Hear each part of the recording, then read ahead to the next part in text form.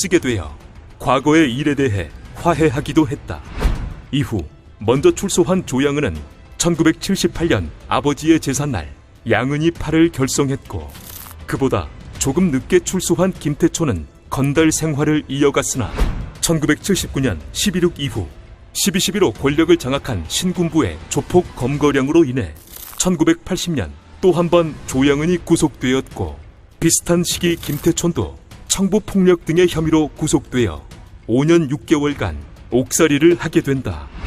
이처럼 조양은과 김태촌이 옥살이를 하며 서울이 무주공산이 되자 빈틈을 타 이동재의 오비파가 서울에 자리를 잡아 성장하게 되고, 1986년 1월 김태촌이 출소할 무렵까지 서울은 오비파가 장악하고 있었다.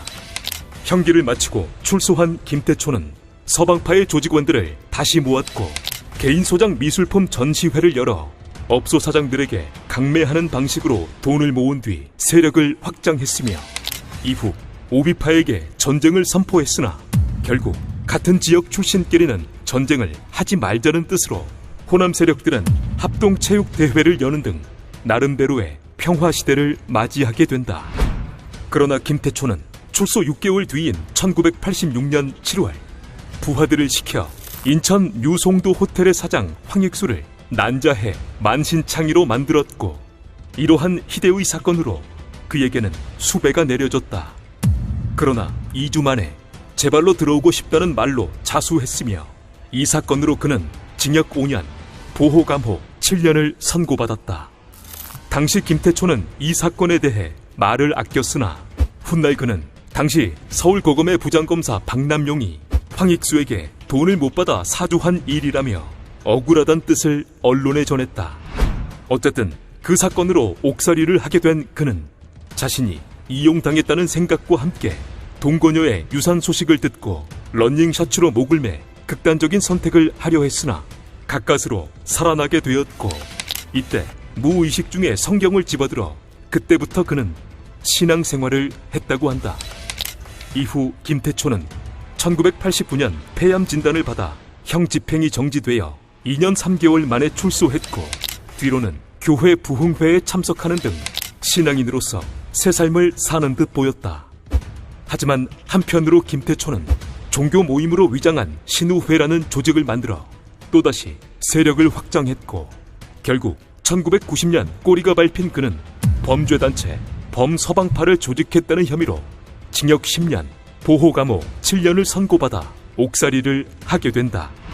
그렇게 김태촌이 옥살이를 이어가던 1997년, 그는 자신이 과거에 저지른 공문서 위조 교사 혐의가 적발되어 징역 16년 6개월, 보호감호 7년으로 형량이 늘어났고, 수감 중에 가수 이영숙을 소개받아 1999년 옥중 결혼을 하여 화제가 되기도 했으며, 이와 함께 컴퓨터를 쓰는 등의 황제 감옥 생활을 하고 있다는 논란도 있었다. 2005년 장기간의 형기를 마치고 출소한 그는 새 사람이 되겠다 말하며 신앙 간증과 청소년 선도 강연을 다니는 등 바쁘게 시간을 보냈으나 그는 또 다른 과거의 사건으로 옥살이를 하게 된다.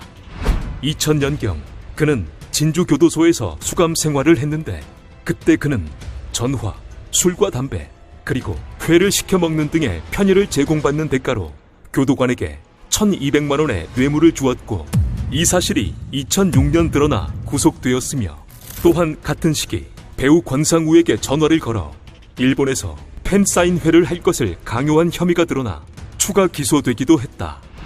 당시 법원은 권상우를 협박한 혐의에 대해 1심에서는 징역 3년을 선고했으나 2심에서는 무죄 판결을 내렸고, 뇌물 관련 혐의만 유죄로 인정하여 징역 1년형을 선고했다. 그렇게 2006년부터 또 한 번 옥살이를 하게 된 김태초는 형이 확정된 이후에도 지병을 이유로 들며 구속 집행 정지를 신청해 병원에 입원했고, 그러다 결국 3년 만인 2009년 출소하며 신앙생활에 전념하고 청소년 선도 등을 하겠다고 말했다.